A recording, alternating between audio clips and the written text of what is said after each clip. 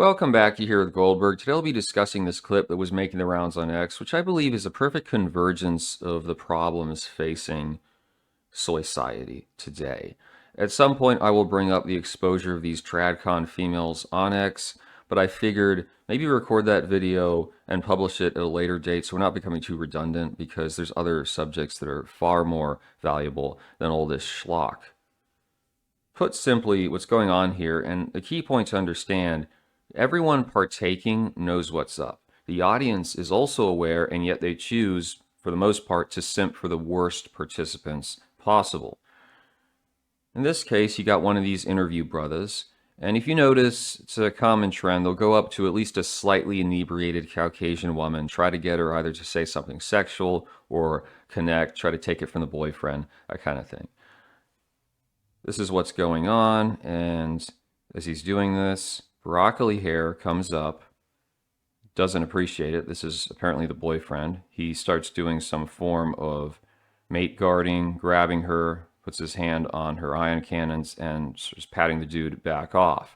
Oh, he's insecure. Oh, he's scared. The question being, what exactly should Broccoli Hair have done differently?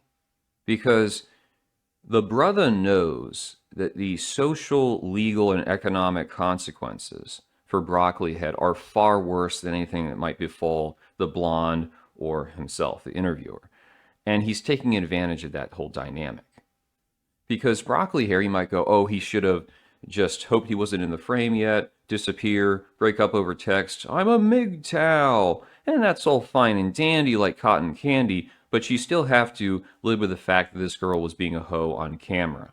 And that was the one you were with, and some will make the connection and say, oh, he was scared because he saw a brother, so he ran away. So not really the best outcome, although perhaps it avoids too much potential backlash. Secondarily, he might maintain frame, be stoic, just let it, laugh it off, say, ha, that's cool, bro. And this is typically, if you pay attention, it's marketed towards regular white dudes, East Asians, and maybe if you're a brother but you're more on the Urkel side, you're the type that's supposed to sit back while Pookie's trying to take your woman. No matter how much you hear about equality and justice, there are different rules for different people, as we well know. And so you still have to stand there while you're being disrespected, while the woman is acting badly, and pretend like it doesn't matter. People are going to be mocking you for that. And at this point, you're on camera, which kind of makes it worse. So, further option, he can go for direct force. Yeah, good luck trying to backhand a fairly pretty woman on camera publicly. You probably won't survive. So the alternative is he can cold cock the brother. And I think he looks like he's fairly fit. I don't think it's impossible for him to do so. And this goes back to the brother knowing what's going on, in the sense that if you as a lighter complexion person do this, you try to exact some form of violence, vengeance, whatever, on a brother or a sister, you dang well better have your ducks in a row, because you're going to be crucified. You better have it like unambiguously they attacked you first, you had nowhere to run, your life was in danger, or you were trying to protect someone else. You have HD footage that clearly shows that none of these autistic where the last minute they flip the camera away. This is probably a decent sized city, I'm not sure exactly where, run by Democrats. So they're not just going to give you the basic assault charge, plead it down, okay, we understand the dude was being inappropriate. No, they're going to hit you with something much more significant. They're going to try to get you locked up for a long period of time. Then you're going to have Benny Boy Crump and the Care Bear lawyers coming in to collect their settlement. So they're going to try to basically decapitate you. This happened, I think it was the Pacific Northwest. Some brother was on social media saying, oh, if you look like this, I'm going to take your girl. He tried it. There was an altercation. He got capped. And then they sent the cream cheese dude to prison for, I think, like 10 plus years. And I'm sure there was some kind of civil settlement as well. In the UK, not too long back. This career criminal. And a judge told him, hey, buddy, look, early 20s, you're going to ruin your life. You need to stop. He was like, ALML. He got in a car, tried to use it as a battering ram. And the cops were like, stop, stop, in the name of the law. One of them decided to finally RIP him because he was a public threat. This cop is charged with murder. Now, he just got acquitted, but there are still people in the comments going, "Oh, this is outrageous. We don't have a death penalty in the UK. He should have been vigorously restrained."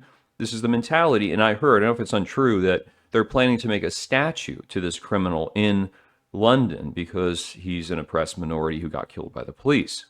The point being, the consequences for Broccoli Head are far and above anything that's going to come the way of the brother. And this is, people fully acknowledge this, unless they're trying to be extraordinarily dishonest. So what he's left to do is mate guard. Of course, there were women going, "She's not his property, only ugly guys mate guard because they don't have options." And you could be 100% correct.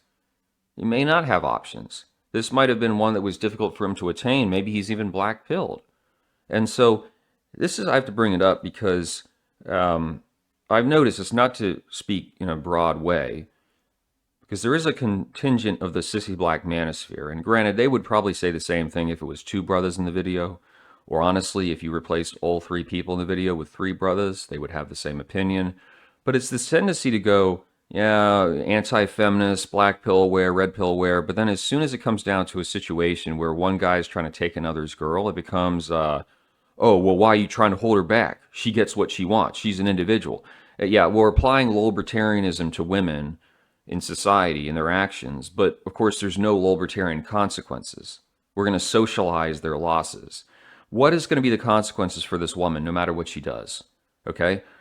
Is she going to be barred from marriage, childbirth, having a career, making money off simps online? Is she going to go to jail? None of the things are going to occur. Maybe if she gets caught with an underage student, because she's probably a public school teacher, possibly, or if she dates the wrong guy and he RIPs her. But for the most part, she's living at Disney World. There's literally nothing bad that will come her way, no matter how she behaves. You know, my buddy, he was married, he had a number of kids, and his wife cheated on him. She got knocked up. And the dude that she cucked him with, he makes good money. They're living together. But magically, she won't marry him. And you're like, why? Well, because then when they go into family court, the judge says to my buddy, there, sonny boy, looks like you make too much money compared to your poor ex-wife. So he's not just cutting a check every month for his biological kids. He's also writing it out in a good amount of money to that bastard spawn of his cheating ex-wife. This is what I'm trying to say. It's not about hating women. It's about describing. And a lot of people don't like descriptions. They think, oh, it's an ulterior motive. No, there's no level playing field. And this is fundamentally what's at stake. You know, the ancient Assyrians, they had it correct when they said, if your wife betrays you, she's going to be dispatched to the hellfire. But also the guy who cucked you will be sent in that direction. And that is because people who have low impulse control, the only thing that seems to deter them is a significant penalty, not a fine, not social shaming. This could be the end of you. So if you have the thrills, fine. It also ensures that the state is not putting the aggrieved man in a position where he's essentially humiliated, and then anything he does, he's going to be criminalized for. This is how I would liken it, where it's almost like Broccoli Head, and obviously this girl's probably a hoe regardless, she might already be cheating on him. That doesn't matter. The point being, these folks who are trying to sort of maintain a loose scaffolding of a bygone era, I'd call them the Imperial Remnant. They're trying to maintain order, and you've got the Rebel Alliance all going around having orgies, being degenerates, and anything that that person does, they're going to be attacked legally, socially, economically for. They're going to be turned into the deviant, the villain, as we discussed in the conservatism book. So you wonder why a lot of men don't get married, don't want to be in relationships, when if you're trying to do the right thing and keep things relatively steady, middle of the road, you are going to be seen as the problem. Whereas the individuals who are trying to burn it down, oh yeah, that's normal. That's completely acceptable. So let me know what you think about this. I will be getting the other video out and some other topics that are not just concerning this sort of thing. But yeah.